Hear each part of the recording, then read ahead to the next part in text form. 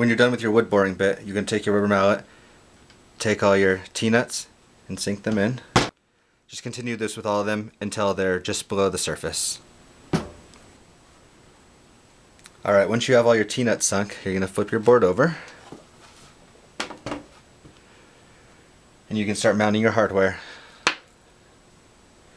Make sure that your wires are going to flip towards the inside of your feet, and then this guy's going to bow towards the back of the board.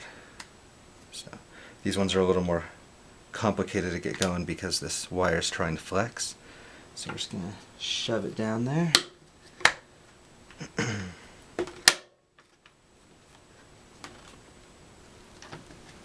Now it's time to mount the pucks. You're going to take the templates from Voile. You're going to make sure the board is very tight together. Make sure your pivoting hooks are really tight. And then you're going to pay attention to the regular foot or the goofy foot notations on the templates. Also the degrees, so you can use the center of your board to measure that. So I have on my back foot and my front foot. So what I'm going to do now is take my center punch, and I'm going to do all 8 targets.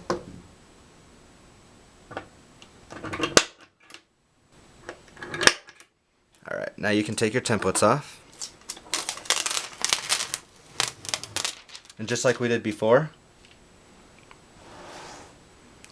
you're going to use a 1/8 drill bit as a pilot bit, and then you're going to use the 1964 to finish them off. Now that we have all our holes drilled, we're going to take this 3/4 inch wood boring bit on the bottom of the board and take off just enough for those T-nuts to go under the surface. Now just like before, we're going to take our T-nuts and we're going to sink them into the bottom of the rubber mallet. Now again, once your T-nuts are all sunk, you can flip the board over, and then we can mount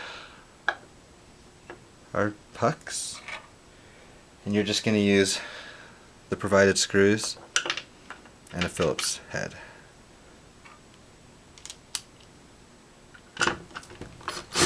Alright, now it's time to put on the tip clips. So I'm going to use a clamp to squeeze the board again together very tight. Put my template on so it's at the top of the board, and then I'm going to center punch the 2 holes.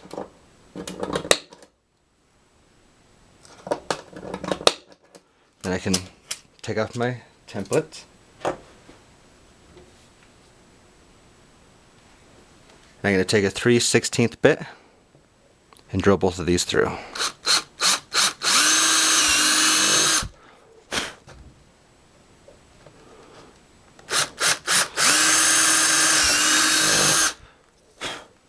Now we can go outside and I can show you how I do the rivets. Alright, to install your tip clips, it's easiest to find some cement stairs. I put a towel down so I don't scratch my board. You're going to take one of your rivets and put it through your tip clip. And then you're going to take the other rivet, put the spacer in between, and then push it through. Let's flip the board over. Now I put quarters under these when I hit each one. That way it doesn't move, and it's not going to scratch your board, it's just on the top of the rivet.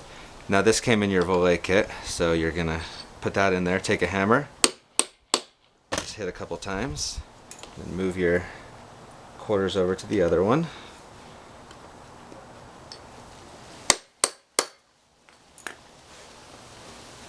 And just like that, you have a tip clip, and it works great.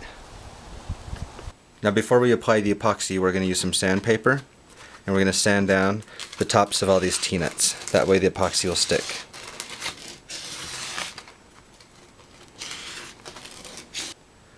Alright, now that I have a clean surface that's all sanded, I'm going to start applying my epoxy. I use a combination of this syringe and just a black spatula to get the epoxy down in all the crevasses. You want to use as much epoxy as you feel like using, which hopefully is a lot, because it will sink down, and then you'll come back later and you'll wonder why it's not full. Also, you want to apply enough epoxy the first time around, because if you have to come back and apply more, it does not stick as well. So we're going to put a lot on here. In the end, you're going to come back and either cut this off with a razor blade or sand it. It's up to you. So yeah, you're going to fill all your T-nuts just like this. The Voile kit came with some of these P-Tex sliders, and you can, if you left enough room, you can put epoxy down and then put the P-Tex right over it. I don't like leaving a lot of room. The epoxy doesn't slow me down at all, so I'm not too worried about it. But these things are pretty cool if you decide to use them. Once you've let the epoxy sit for 12 hours, you want to take a razor blade and you can start chipping off the outsides around these. And once you've chipped off all the surrounding epoxy, you want to take a block and some sandpaper and sand them until they're flush with the board. You want to do this with all your epoxy. Alright, well, our split board is done. I want to show you these light rail bindings by Voile. They're really sweet, they're super lightweight, and as you can see they're really close to the board. So it's more like riding a regular snowboard in the backcountry, so that's really nice. I'm going to show you how they work real quick. They slide right up, nice and easy.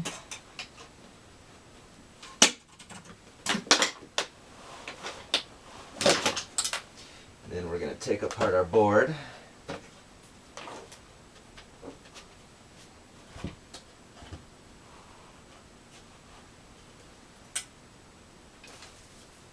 And then put them right back on. It's so fast changing these in the backcountry. They're pretty much amazing.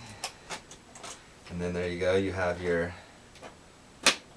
climbing block, and great for hiking.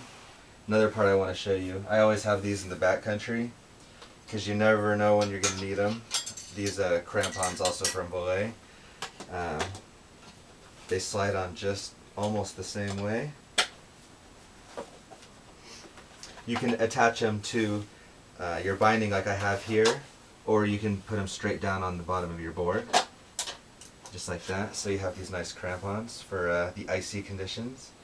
And then again, to switch it back into board mode,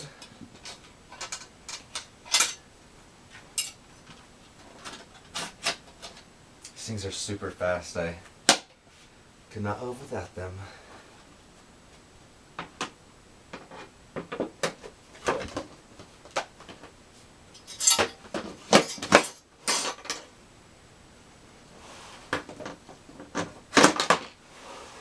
And you just put these guys back in and you're done. Thanks for watching today. I'd also like to thank Voile for making this happen.